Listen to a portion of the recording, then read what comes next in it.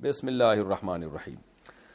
جمعے کی نماز پڑھنے پیدل جانا چاہیے یا سواری پر جا سکتے ہیں؟ دونوں طرح سے جا سکتے ہیں۔ پیدل جانا زیادہ فضیلت ہے، اس میں نبی صلی اللہ علیہ وسلم نے فرمایا جب انسان نماز کے لیے چلتا ہے تو ہر قدم پہ ایک نیکی ملتی ہے اور ایک گناہ معاف ہوتا ہے۔ بہتر پیدل جانا ہی ہے نماز کے لیے، لیکن سواری پہ بھی جا سکتے ہیں۔ سید فیضان مردان سے اگر مسافر قصر کی جگہ غلطی سے پوری نماز پڑھ لے تو کیا حکم ہے؟ لوٹانی پڑے گی، کیونکہ نبی صلی اللہ علیہ وسلم سے یہ ثابت نہیں ہے کہ آپ صلی اللہ علیہ وسلم نے سفر میں پوری نماز کبھی پڑھی ہو۔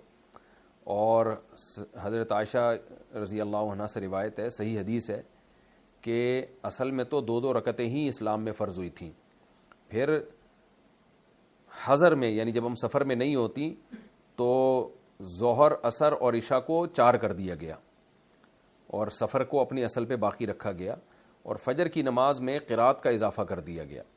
تو اس لیے جب ہم سفر میں ہوتے ہیں تو اپنی اصل پہ لوٹ آتے ہیں، تو وہ 2 ہی ہوتی ہیں۔ تو یہ ایسا ہی ہے کہ جیسے کوئی حضر میں 4 کی جگہ 6 رکعتیں پڑھ لے تو وہ نماز نہیں ہوگی، تو اسی طرح سفر میں اگر 2 کی جگہ 4 پڑھے گا تو بھی نہیں ہوگی نماز۔ محمد عابد کے پی کے سے حدیث میں آتا ہے کہ جس نے فجر اور عصر کی نماز پڑھی وہ جہنم میں نہیں جائے گا، کیا یہ حدیث صحیح ہے؟ میرے علم میں نہیں ہے۔ قرآن کہتا ہے کہ وَذَرُوا ظَاهِرَ الْإِثْمِ وَبَاطِنَهُ إِنَّ الَّذِينَ يَكْسِبُونَ الْإِثْمَ سَيُجْزَوْنَ بِمَا كَانُوا يَقْتَرِفُونَ، کہ ظاہری اور باطنی گناہوں کو چھوڑو، کیونکہ جو لوگ گناہ کما رہے ہیں عن قریب ان کو اس گناہ کا بدلہ ملے گا۔ تو گناہ کوئی بھی ہو اس کی سزا ملتی ہے، اس لیے کبیرہ گناہ سے بہرحال بچنا ضروری ہے۔ اور اگر ایسی کوئی روایت ہے بھی کہ جس نے عصر اور فجر پڑھی جہنم میں نہیں جائے گا، تو اس سے پھر مراد یہ ہوگا کہ صغیرہ گناہ سے اگر بچتا ہو، کبیرہ گناہ سے اگر بچتا ہو تو پھر یہ ایک فضیلت کی بات ہوگی، لیکن کبیرہ گناہ بہرحال انسان کو جہنم میں لے کے جاتا ہے۔ میں ایک گناہ گار آدمی تھا، ساری زندگی نمازیں نہیں پڑھیں، کیا حج کرنے سے معافی مل جائے گی؟ اگر دیکھیں نماز کا جان کر قضا کرنا کبیرہ گناہ میں آتا ہے، اور ساری زندگی نہیں پڑھی ہے تو اکبر الکبائر ہوا، تو اس لیے توبہ استغفار کریں، اللہ سے خوب گڑ گڑائیں، اور امید ہے انشاءاللہ آپ نے حج میں اللہ سے خوب گڑ گڑا کے عرفات میں معافی مانگی ہوگی۔ تو حدیث میں آتا ہے کہ حج سارے گناہوں کو صاف ستھرا کر دیتا ہے، ایسے ہو جاتا ہے جیسے آج بچہ پیدا ہوا ہے، جیسے معصوم ہوتا ہے نا گناہوں سے پاک۔ اس کی وجہ یہی ہے کہ عرفات میں اکثر لوگوں کو توبہ کی توفیق مل جاتی ہے، گڑ گڑا کے دعائیں مانگتے ہیں۔ تو اگر آپ نے عرفات میں اپنی نمازوں کی معافی مانگی اللہ تعالیٰ سے تو انشاءاللہ وہ گناہ آپ کا معاف ہو گیا ہوگا، اور اگر نہیں مانگی تو اب مانگ لیں، توبہ سے گناہ معاف ہوتے ہیں۔ خوب اللہ کے سامنے روئیں، رونا نہیں آتا رونے کی کوشش کریں، اور تو اللہ تعالیٰ توبہ قبول کرنے والا ہے۔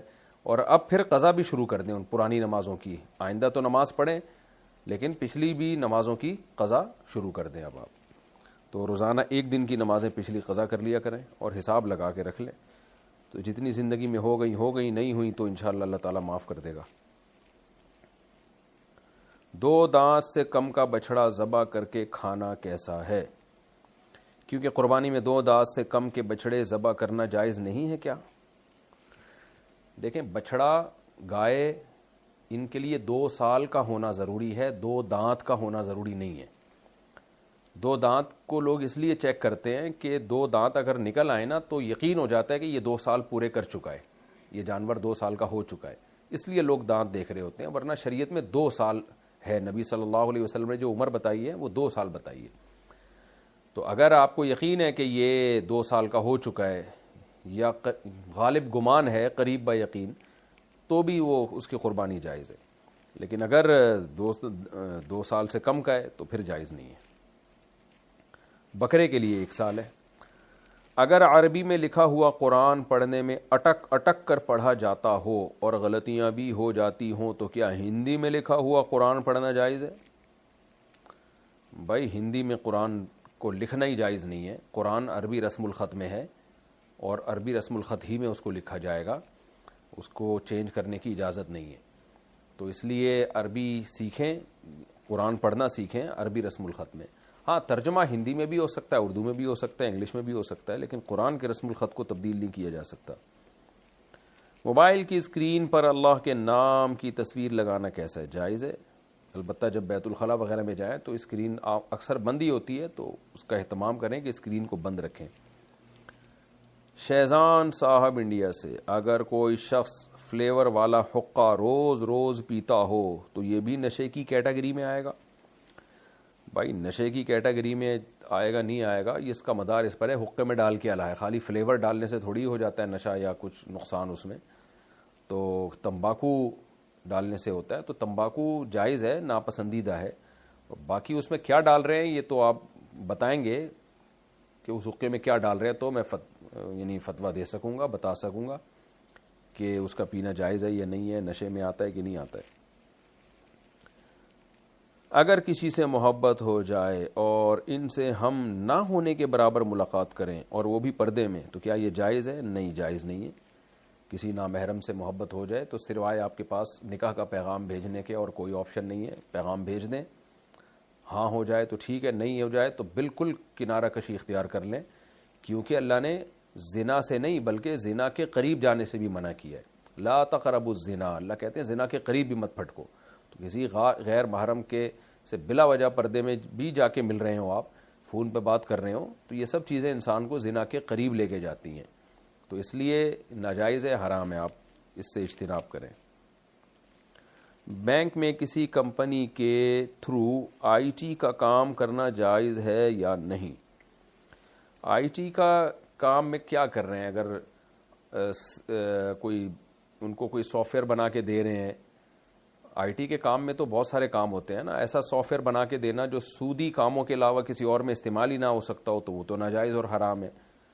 تو ڈیٹیل لکھ کے دیں گے تو میں فتویٰ دے سکتا ہوں۔ اصولی بات یہی ہے کہ سودی معاملے میں اگر آپ کی انوالومنٹ ہو رہی ہے ڈائریکٹ تو جائز نہیں ہے، اور اگر آپ ڈائریکٹ کسی سودی معاملے میں انوالو نہیں ہو تو پھر جائز ہے۔ جیسے کہ بینک میں اگر کسی بینک میں جو ہے نا ٹیوب لائٹ خراب ہو جاتی ہے، بلب خراب ہو جاتا ہے، الیکٹریشین آ کے اس کو ٹھیک کر دیتا ہے، فرنیچر خراب ہو گیا تو کارپینٹر آ کے اس کو ٹھیک کر دیتا ہے، تو یہ جائز ہے کیونکہ اس کے سود سے کوئی براہ راست انوالومنٹ نہیں ہے۔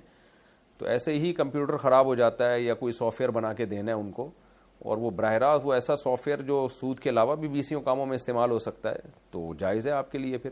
لیکن اگر ایسا نہیں ہے تو پھر کیسا ہے وہ آپ مجھے بتائیں گے تو میں جواب دے سکتا ہوں۔ یعنی خلاصہ یہی ہے کہ سودی معاملے میں ڈائریکٹ انوالومنٹ یہ کسی طرح سے جائز نہیں ہے، اس پہ جو آمدن ملے گی وہ بھی حرام ہوگی، اور اگر آپ کا سود سے براہ راست کوئی لینا دینا نہیں ہے تو پھر جائز ہے۔ میں جاب کرتی ہوں اور مجھے جاب کے دوران جوڑا باندھ کے رکھنا ہوتا ہے، کیا جوڑا باندھ کر نماز ہو جائے گی؟ جوڑا سر کے پیچھے باندھنا جائز ہے، سر کے اوپر باندھنا جائز نہیں ہے، تو پیچھے باندھ لیا تو پھر نماز ہو جائے گی، کوئی حرج نہیں ہے۔ اگر منی کا ٹیسٹ کرانے کے لیے مش زنی کرنی پڑے تو کیا یہ جائز ہے؟ نہیں، جائز نہیں ہے یہ۔ اگر اسپم چیک کرنے ہیں کہ اس میں اولاد کے جرثومے کم ہیں یا زیادہ ہیں، جیسے بے اولاد لوگوں کو ٹیسٹ کرانا پڑتا ہے، تو پھر یہی ہے کہ زوجہ کے ساتھ مباشرت کی جائے اور پھر ڈسچارج جب ہو تو وہ اسپم جو ہے وہ ڈاکٹر کے حوالے کر دیے جائیں، یہی ایک راستہ ہے، اس کے علاوہ کوئی اور راستہ ٹھیک نہیں ہے۔ افتخار صاحب انڈیا سے، کافر ملک میں جو مسلمان فوجی جنگ کے دوران مرتے ہیں وہ بھی شہید ہوں گے؟ نہیں جی، وہ شہید نہیں ہوں گے، البتہ یہ ضرور ہے کہ اگر کافر ملک تھے اور ایگریمنٹ ہوا اس ملک کی فوج میں ہیں اور وہ فوج ظلم بھی نہیں کر رہی کسی مسلمان کنٹری کے خلاف، تو صرف اس ملک کے دفاع کے لیے اگر کوئی لڑتا ہوا مر جاتا ہے تو وہ موت بری موت نہیں کہلائے گی، کیونکہ ایگریمنٹ کا حصہ ہے کہ بھئی اس کی مثال ایسے جیسے کسی کافر نے کسی مسلمان کو چوکیدار رکھ لیا، کوئی کروڑ پتی کافر ہے تو اس کے لیے جائز ہے اپنے گھر میں کسی کو بھی وہ چوکیداری پہ رکھ سکتا ہے یا ڈیفنس کے لیے رکھ سکتا ہے، گارڈ رکھ سکتا ہے۔ تو اگر کسی کافر نے سیکیورٹی گارڈ رکھ لیا کسی مسلمان کو اور وہ مسلمان اس کافر کی حفاظت کرتے ہوئے مارا جائے تو یہ موت بری موت نہیں کہلائے گی، کیونکہ بلکہ اس لحاظ سے شہادت کی موت ہی کہلائے گی کہ مظلومن مارا گیا ہے، کیونکہ جو ظلمن مارا جاتا ہے وہ بھی شہید ہی کہلاتا ہے۔ ہاں، اگر وہ کافر کسی پہ ظلم کر رہا تھا اور ظلم کرنے کے لیے سیکیورٹی گارڈ کو استعمال کرتا ہے تو پھر سیکیورٹی گارڈ کے لیے جائز ہی نہیں ہے اس کافر کا ساتھ دینا۔ تو ایسے کسی غیر مسلم کنٹری میں اگر کوئی ان کی آرمی کو جوائن کرتا ہے تو یہ حرام ناجائز نہیں ہے، تنخواہ بھی جائز ہوگی، اگر مارا گیا تو وہ موت بھی کوئی حرام موت نہیں کہلائے گی. ہاں اگر وہ کافر ملک اپنی فوج کے ذریعے کسی ملک پہ ظلم کر رہا ہے, ناجائز چڑھائی کر رہا ہے, یا کسی مسلمان کنٹری سے لڑ رہا ہے, پھر اس کے لیے جائز نہیں ہوگا کہ وہ اپنے کنٹری کا دفاع کرے, کیونکہ مسلمان کے خلاف لڑنا, مسلمان ملک پہ چڑھائی کرنا, یعنی خلاصہ یہ نکلا کہ ظلم. تو ظلم میں کسی کی بھی آپ تعاون نہیں کر سکتے. اپنے باپ کے ساتھ تعاون نہیں کر سکتے ظلم میں, تو کنٹری کے ساتھ کیسے تعاون کر سکتے ہیں؟ تو کنٹری اگر ظلم کر رہا ہے کسی دوسرے ملک پہ, تو پھر کسی کے لیے بھی اپنے کنٹری کا ساتھ دینا ایسے موقع پہ شرعاً جائز نہیں ہے. نہ والدین کا ساتھ دینا جائز ہے, نہ دوستوں کا ساتھ دینا جائز ہے, نہ قوم کا ساتھ دینا جائز ہے, نہ کنٹری کا. تو اگر یقین ہو جائے نا کہ یہ واقعی ظلم میں ہمیں استعمال کر رہے ہیں, تو اسپیسیفک اس موقع پر پھر جائز نہیں ہوگا. ہو سکتا ہے کوئی غیر مسلم ملک بولیں کہ یہ کیا, یہ تو ملک سے کیے ہوئے معاہدے کے خلاف ہے. بھائی کسی نے سیٹھ کے ساتھ معاہدہ کر لیا کہ ہر موقع پہ تمہارا ساتھ دوں گا, اب سیٹھ اس کے غریب پہ ظلم کروا رہا ہے, بولا اس غریب کو گولی مار دو, تو یہ کہاں سے جائز ہو گیا بھائی کہ آپ اپنے باس کے کہنے پر کسی مظلوم کو بلا وجہ جا کے قتل کر دیں؟ تو ایسے ہی کسی بھی, چاہے مسلمان ملک کا فوجی ہو یا غیر مسلم ملک کا فوجی ہو, کنٹری کے کہنے پر کسی پہ ظلم کرنا یہ شرعاً جائز نہیں ہے. عمرہ کرنے کے بعد سر میں 3 یا 5 جگہ سے بال کتر لیں تو کیا عمرہ ہو جائے گا؟ نہیں جی, اس سے احرام سے باہر نہیں نکلتے. کم سے کم پورے سر میں سے 25% سر کا حصہ, اس کے بال کو 1 انچ کم از کم کاٹنا ضروری ہے. تو اس لیے پورے سر کے بال ہی کاٹے جاتے ہیں. تھوڑے سے 2-4 بال جو کاٹ کے کہتے ہیں کہ جی احرام سے نکل گئے, نہیں نکلتے احرام سے, وہ اس طرح جائز نہیں ہے.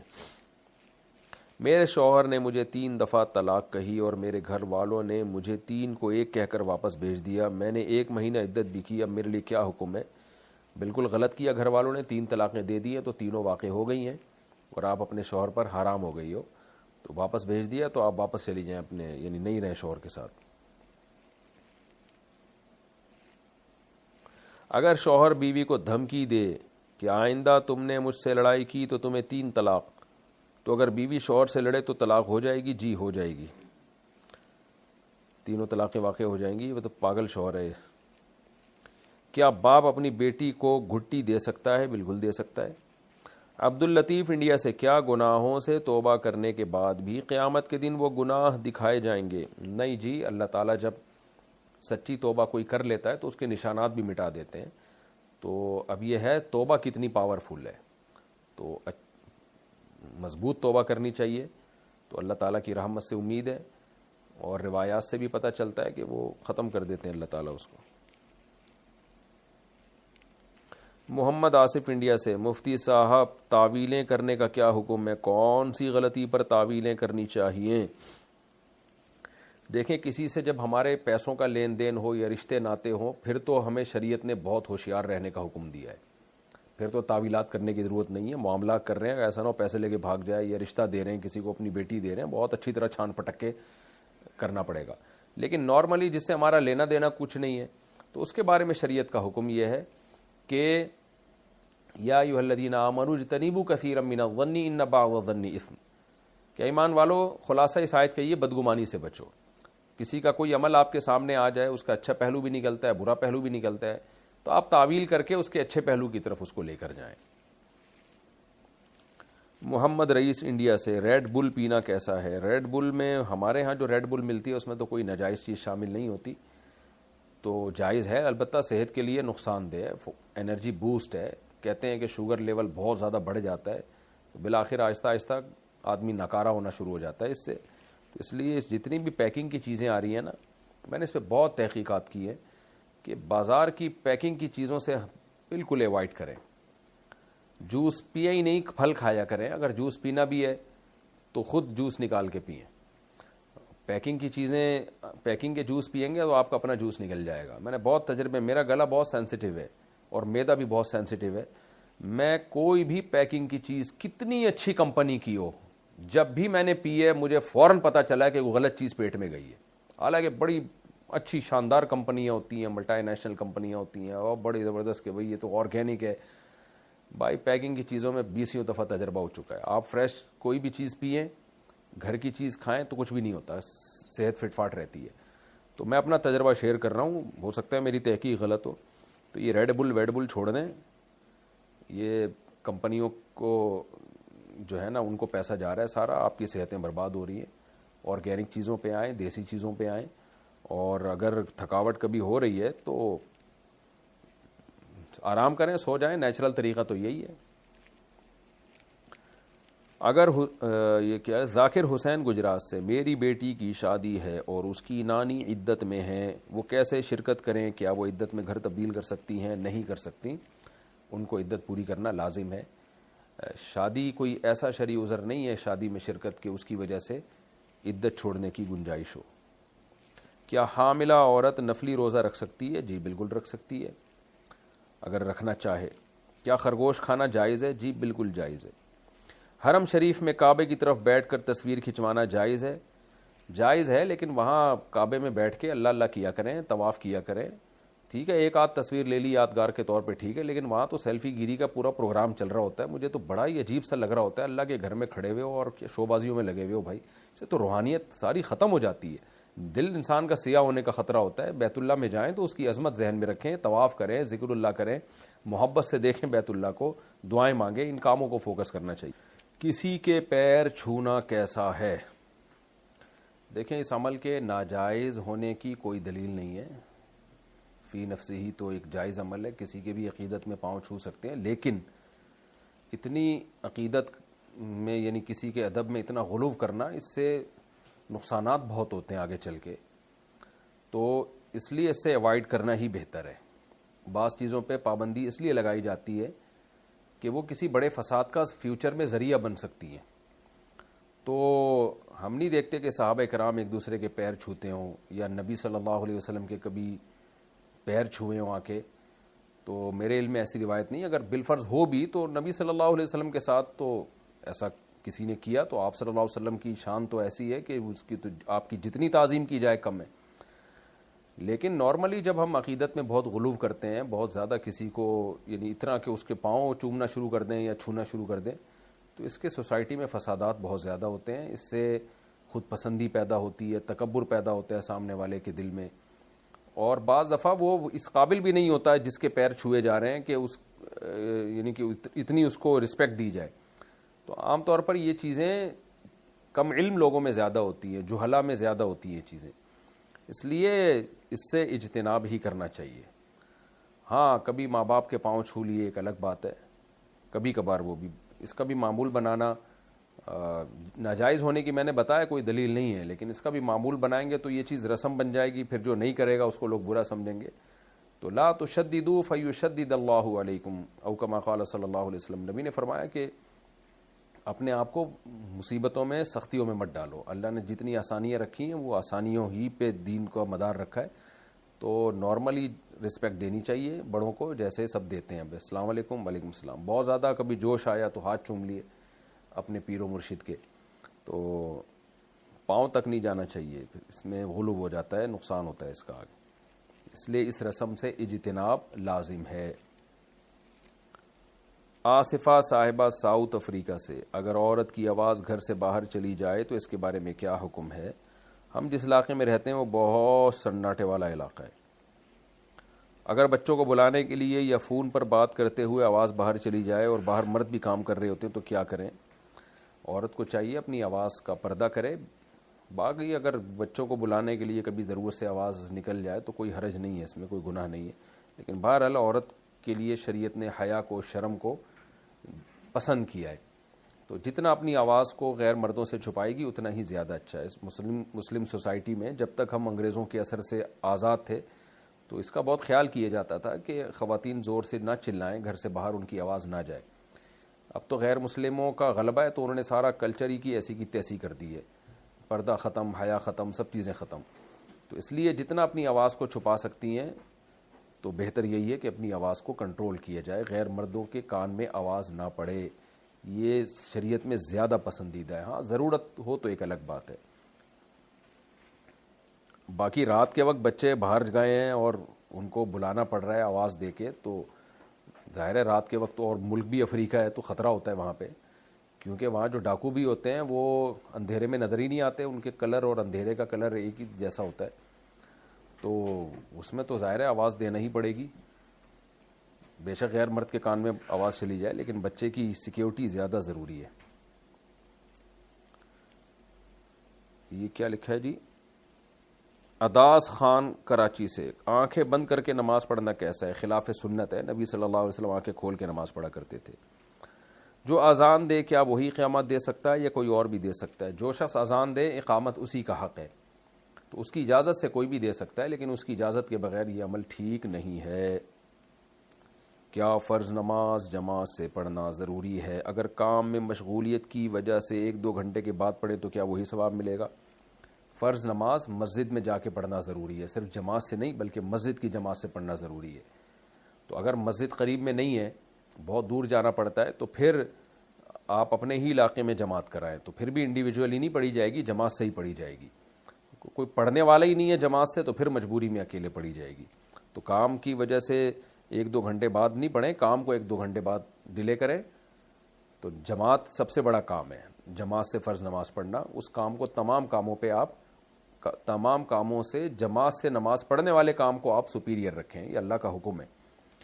ہاں کوئی کام ایسی نوعیت کا ہے، کوئی خدا نہ خواہ جیسے ڈاکٹر آپریشن تھیٹر میں ہے، یا کوئی مریض کو ایمرجنسی ہو گئی ہے، کسی کو ہاسپٹل لے کے جانا ہے، مر جائے گا یا نقصان ہوگا، وہ ایک الگ بات ہے۔ نارملی جو روزمرہ کے کام ہوتے ہیں تو جماعت کو ان کاموں پر ترجیح دینی چاہیے۔ نبی صلی اللہ علیہ وسلم نے فرمایا لا صلاۃ لجار المسجد الا فی المسجد، جس کے قریب میں مسجد ہو تو اس کی نماز مسجد ہی میں ہوتی ہے، گھر پہ پڑھے گا تو نہیں ہوگی۔ مطلب یہ کہ اس کو پورا ثواب نہیں ملے گا، فرض ادا ہو جائے گا۔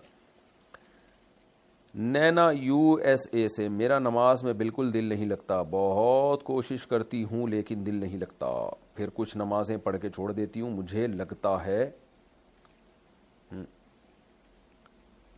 کہ میرے اوپر جادو ہوا ہے، میں کیا کروں اور جادو کا کیسے پتہ لگاؤں؟ تیرے اوپر کوئی جادو نہیں ہوا، آپ نے کہا نا میرے اوپر جادو ہوا، کوئی پتہ لگانے کی ضرورت نہیں ہے، الو بنانے والے مارکیٹ میں بہت ملیں گے آپ کو۔ تو نماز میں دل نہیں لگ رہا، کوئی ٹینشن کی بات نہیں ہے، نماز پڑھیں آپ، دگنا ثواب ملے گا۔ جس کام میں دل نہ لگ رہا ہو، جس عبادت میں، اس کو کرنے کا ثواب بھی دگنا ہوتا ہے۔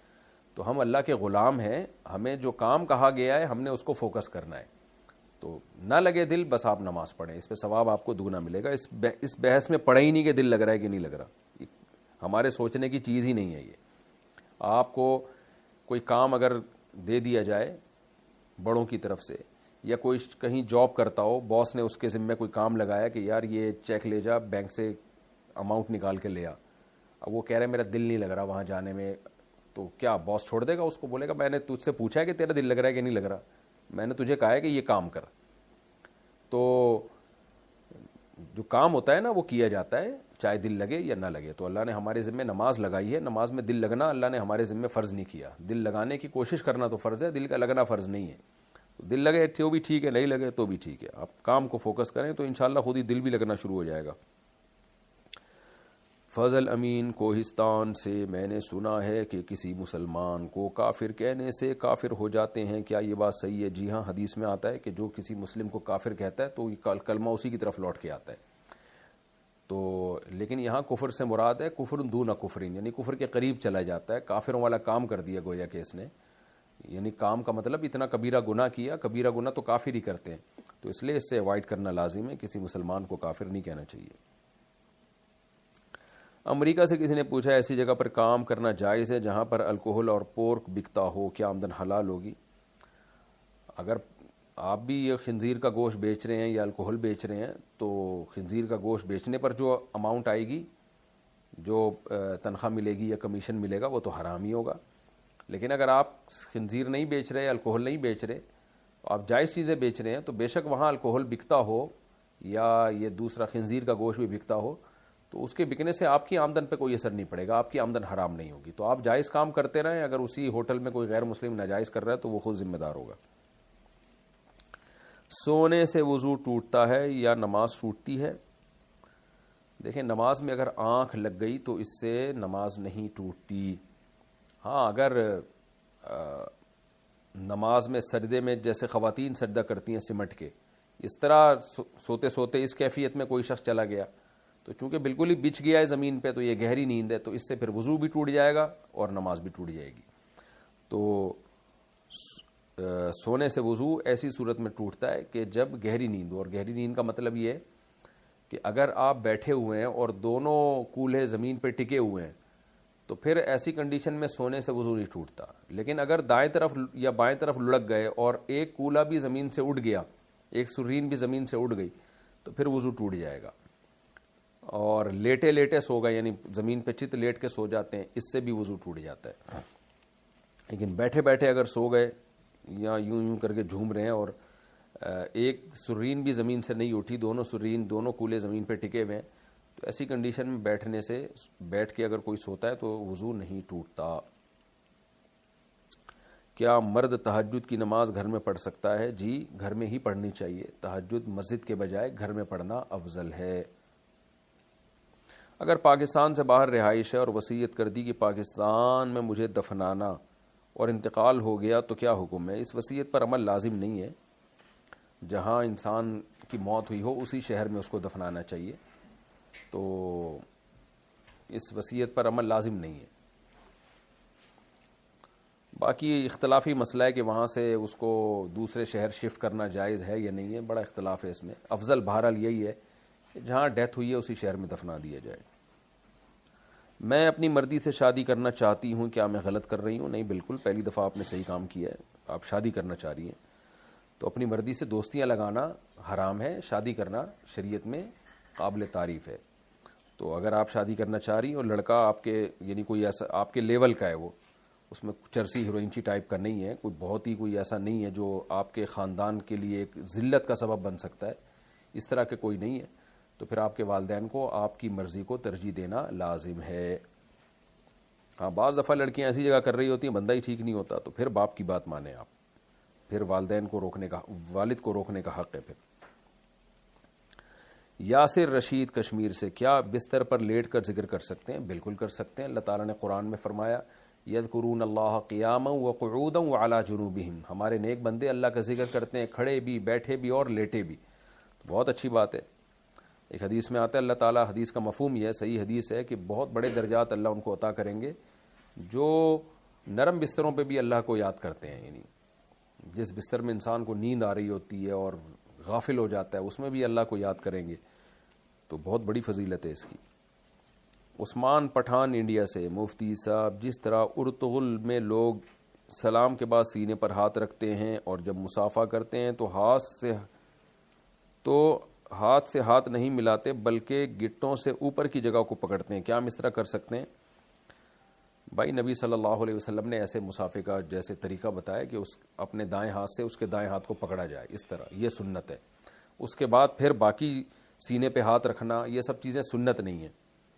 تو بھئی اگر ان کو سنت سمجھتا ہے تو بدعت ہے، سنت نہیں سمجھتا ویسے ہی رکھ رہا ہے تو رکھ لے، اس میں گورنمنٹ کی طرف سے کوئی پابندی نہیں ہے. لیکن ان چیزوں کو سنت سمجھنا یا جو یہ نہ کرے اس کو برا سمجھنا، یہ پھر غلط ہو جائے گا، یہ ناجائز ہو جائے گا. حافظ زید انعام دار، کرناٹکا، کون سے وقت میں دعا سب سے زیادہ قبول ہوتی ہے؟ بہت سارے اوقات ہیں. صحیح حدیث میں آتا ہے کہ آخری رات کے آخری حصے میں، جو فجر کا ٹائم شروع ہونے سے پہلے کا حصہ ہے، اس میں اللہ تعالیٰ آسمان دنیا پر آتے ہیں اور کہتے ہیں حل من مستغفر اغفر لہ، کوئی ہے مجھ سے توبہ استغفار کرنے والا، کوئی ہے مجھ سے روزی طلب کرنے والا. تو اس وقت دعائیں بہت زیادہ قبول ہوتی ہیں.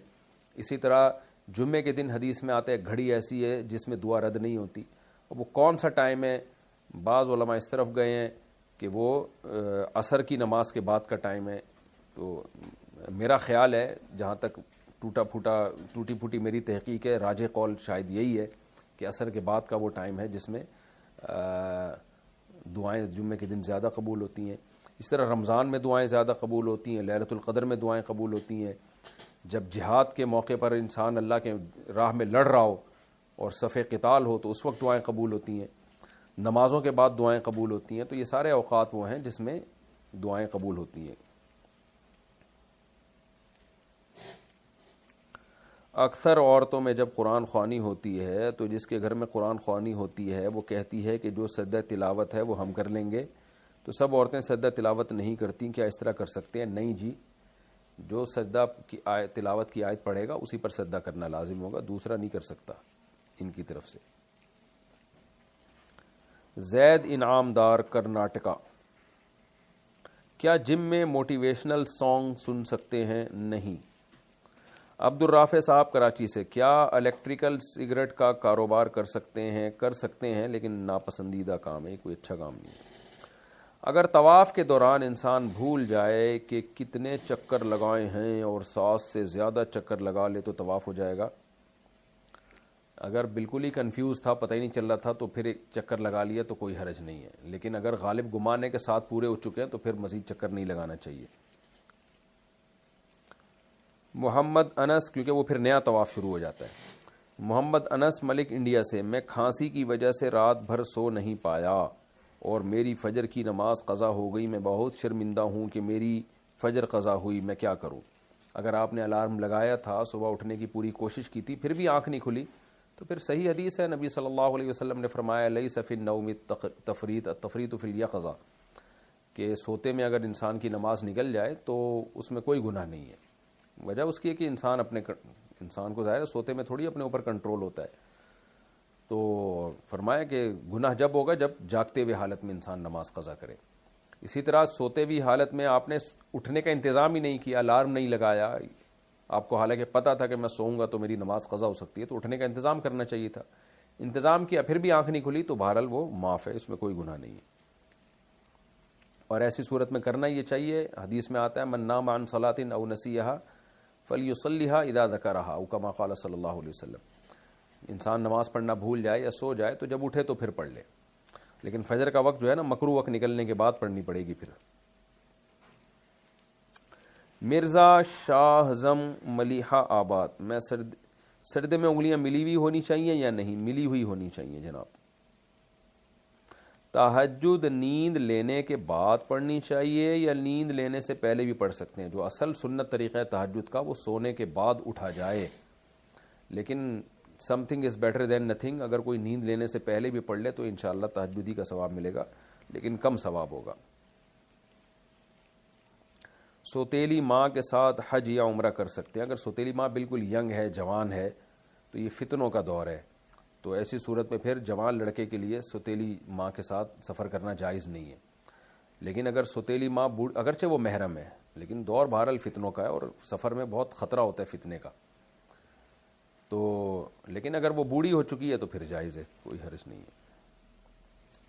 کسی کو طلاق کے وسوسے آتے تھے اور اس نے دعا مانگی اور اس میں کہا کہ اگر میں یہ کام کروں تو میری پہلی بیوی کو طلاق، یہ بات کہنے سے میں توبہ کرتا ہوں۔ پاگل آدمی ہے یہ بالکل ہی، تو کیا طلاق ہو جائے گی؟ یعنی بندے نے یہ کہا کہ اگر میں یہ کام کروں تو میری پہلی بیوی کو طلاق، اور یہ بات کہنے سے میں توبہ کرتا ہوں۔ اگر اس کا مطلب یہ تھا کہ یہ بات میں نے کہی ہے لیکن میں نہیں کہہ رہا، یعنی یہ دہرا اس لیے رہا ہوں کہ میں یہ توبہ کر رہا ہوں، یہ نہیں کہوں، تو پھر طلاق نہیں ہوگی، لیکن اللہ ہدایت دے ایسے آدمی کو۔ یہ وسوسے کی بیماری بہت خطرناک ہے، اور سوچنا چھوڑ دیں، اپنے آپ کو بزی کریں، مصروف کر رکھیں۔ گھریلو جھگڑے ختم کرنے کے لیے کون سا وظیفہ پڑھنا چاہیے؟ باپ بیٹی کی بات بند ہے، توبہ توبہ استغفر اللہ۔ باپ بیٹی سے کو کس نے اجازت دی کہ ابا سے بات چیت بند کرے؟ بھائی دونوں میں محبت پیدا کرنے کے لیے کوئی وظیفہ بتا دیں، تو بہت بڑا کبیرہ گناہ ہے بیٹی کا باپ سے بات چیت بند کرنا۔ تو باپ کو بھی چاہیے اپنا سلوک بیٹی کے ساتھ اچھا کرے، لیکن بیٹی تو بہرحال بہت سخت گناہ گار ہوگی، ماں باپ کے ساتھ تو حسن سلوک کا حکم ہے۔ بہرحال ایک دعا ہے، ربنا ھب لنا من ازواجنا وذریاتنا قرۃ اعین واجعلنا للمتقین اماما، باپ کو چاہیے کہ یہ دعا پڑھا کرے، سورہ فرقان کے آخری رکوع میں ہے یہ۔ عمر کشمیر، داڑھی کے اوپر چھوٹے چھوٹے بال نکلنے کے لیے کیا ویکس کر سکتے ہیں؟ نکالنے کے لیے داڑھی جو ہے نا، یہ دونوں جبڑے جب ہم ملاتے ہیں تو نچلے جبڑے پہ جتنے بال آتے ہیں وہ داڑھی کے ہوتے ہیں، اس سے اوپر والے بال داڑھی کے بال نہیں ہوتے، تو ان کو کاٹنا یا ویکس کرنا جائز ہے، لیکن نہ کریں تو بہتر ہے، چھوڑ دیں اپنے حال پہ۔ اعفوا اللحیٰ وقصوا الشوارب۔ ظہیر احمد تربت سے، کیونکہ یہ اس طرح نا آج کل مردوں میں زنانہ پن بہت آ رہا ہے، ویکس وغیرہ مردوں نے بھی چہرے کی شروع کر دی ہے، چھوڑ دیں، چہرہ آدمی کا آدمی ہونا چاہیے، اس میں اٹریکشن ہوتی ہے، تو جو خواتین کے کام ہے ان کو کرنے دیں۔ میں جائز ناجائز کی بات نہیں کر رہا، میں اس کی بات کر رہا ہوں کہ مرد کو چاہیے کہ بس نہا لیا صابن سے، شیمپو سے کافی ہے، اتنی زینت کافی ہے۔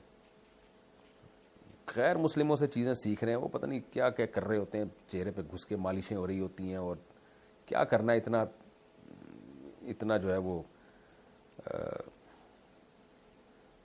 بیوٹیفل بن کے. بس مرد اچھا ہے، جم جاؤ، تھوڑا ڈولے شولے بنا لو، جاگنگ کرو، صحت اچھی رکھو، خوراک اچھی کھاؤ، سردیوں میں منہ پھٹ رہا ہے تو منہ پہ کریم شریم لگا لو، بس اتنا کافی ہے بھائی. اس سے انسان کا سکون برباد ہوتا ہے. آدمی جن مردوں میں زنانہ پن پیدا ہوتا ہے وہ سکون اپنا برباد کرتے ہیں. اتنا زیادہ بیوٹیفل بننے کی ضرورت نہیں ہے. یہ سب چیزیں خواتین پہ سوٹ کرتی ہیں، آدمیوں پہ یہ چیزیں سوٹ نہیں کرتی. آدمی کو آدمی بن کے رہنا چاہیے. اچھا بھائی، ظہیر احمد تربت سے، اگر 3 رکعت والی نماز میں آخری رکعت میں امام کے ساتھ شامل ہوئے تو بقیہ 2 رکعت پڑھنے کا کیا طریقہ ہے؟ اگر 4 رکعت والی میں آخری رکعت میں شریک ہوئے تو بقیہ 3 رکعت پڑھنے کا کیا طریقہ ہے؟ اچھا، نماز تھی 3 رکعت والی، آخری رکعت میں امام کے ساتھ شریک ہوئے تو 2 طریقے ہیں اس کے.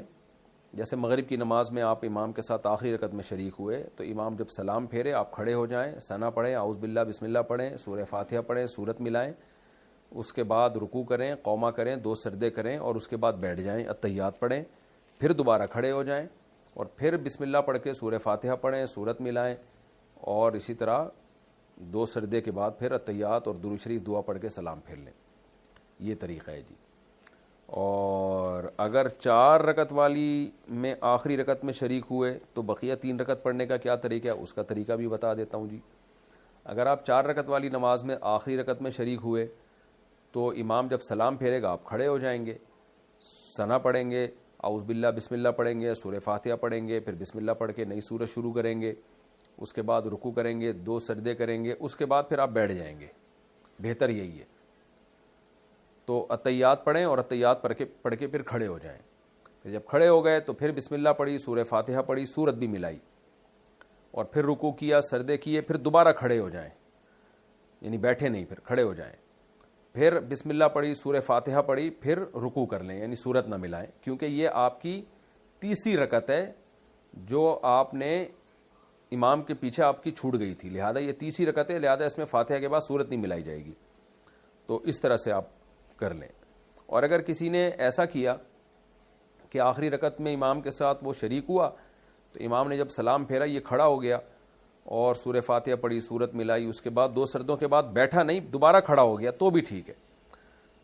تو بھی پھر یہی طریقہ ہوگا کہ سورہ فاتحہ پڑھے گا اور پھر سورت ملائے گا، لیکن پھر اس کے بعد والی رکعت میں بیٹھنا ضروری ہے. اتحیات پڑھے، پھر کھڑے ہو جائے اور پھر آخری رکعت میں صرف سورہ فاتحہ پڑھے. تو یعنی قاعدہ دونوں طرح سے کر سکتا ہے. جب سلام پھیرا امام نے، کھڑا ہوا، تو اس کے بعد بھی، اس رکعت کے بعد بھی قاعدہ کر سکتا ہے، جو کہ افضل یہی ہے کہ اس رکعت کے بعد قاعدہ کرے. اور لیکن یہ بھی جائز ہے کہ اگلی رکعت میں قاعدہ کر لے. تو ایک ہی قاعدہ کرے گا، اس رکعت میں کر لیا تو اگلی میں نہیں کرے گا، اگلی میں کر لیا تو اس میں نہیں کرے گا. اچھا بھائی، بی بی بوائے کے حوالے سے پی جی ایف ٹریٹمنٹ کرانا کیسا ہے؟ یہ کیا ہے بھائی؟ بیبی بوائے، یہ مجھے نہیں پتا، میں اس پہ تحقیق کروں گا انشاءاللہ کہ یہ ہوتا کیا ہے. میری ڈیلیوری کے وقت میری امی نے منت مانی تھی کہ اگر ڈیلیوری آسانی سے ہو جائے تو 5 روزے رکھوں گی. اب کسی وجہ سے ان سے منت پوری نہیں کی جا رہی تو کوئی دوسرا راستہ بتا دیں. اگر زبان سے الفاظ کہے تھے کہ ڈیلیوری آسانی سے ہوئی تو میں 5 روزے رکھوں گی، زبان سے الفاظ کہتے تو منت پوری کرنا واجب ہے. تو کوئی مشکل نہیں ہے، 5 روزے سردیوں میں رکھ لیں، اور کنٹینیو 5 روزے رکھنا ضروری نہیں ہوگا، کبھی بھی رکھ لیں، دن جب چھوٹے ہوتے ہیں اس وقت رکھ لیں. تو اس لیے کوئی ٹائم تو متعین نہیں کیا تھا نا انہوں نے. تو جب تک روزے رکھنا ممکن ہے کوئی دوسرا راستہ ہے نہیں. اور اگر روزے رکھنا زندگی میں اب کبھی ممکن ہی نہیں رہا، کوئی ایسی صحت میں کوئی اللہ نہ کرے کوئی خرابی آ گئی ہے کہ ایک روزہ بھی رکھنا ممکن نہیں ہے، تو پھر فدیہ دے دیں روزے کا. 2.25 کلو گندم یا اس کی قیمت، یا ایک غریب کو 2 ٹائم کا کھانا کھلانا، یہ ایک روزے کا فدیہ ہے. اگر اسکول میں حجاب نہ ہو اور 2 سال اسکول میں باقی ہوں تو کیا کریں؟ حجاب لینا لازم ہے عورت پر. اگر وہ حجاب کی پابندی ہے تو پھر اسکول چھوڑ دیا جائے گا، کیونکہ شرعی احکام جو عورت پہ جو پردہ ہے وہ بہرحال فرض ہے، اس میں کوئی گنجائش نہیں ہے. جس کمرے میں قرآن رکھا ہوا ہو اس کمرے میں نہا سکتے ہیں؟ ہمارے ایک جاننے والے واش روم میں نہیں نہاتے، کمرے میں نہاتے ہیں. عجیب آدمی ہے یار. نہا سکتے ہیں، کوئی حرج نہیں ہے، لیکن ان جاننے والوں کو بولیں کہ پھر واش روم میں جایا کریں، نہا کمرے میں لیا کریں اور بستر واش روم میں ڈال دیں، سویا وہاں کریں.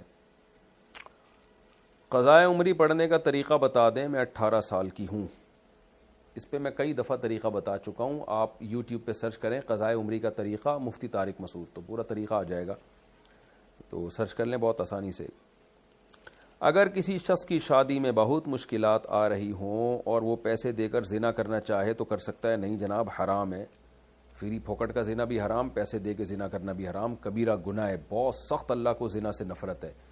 تبھی قرآن نے حکم دیا کہ جو غیر شادی شدہ مرد یا عورت زنا کرے تو حکومت کو حکم دیا کہ چوک میں ان کو 100 کوڑے مارو، اور شادی شدہ زنا کرے تو رجم کرو ان کو. بہت سخت گناہ یہ، تو کسی صورت میں جائز نہیں ہے.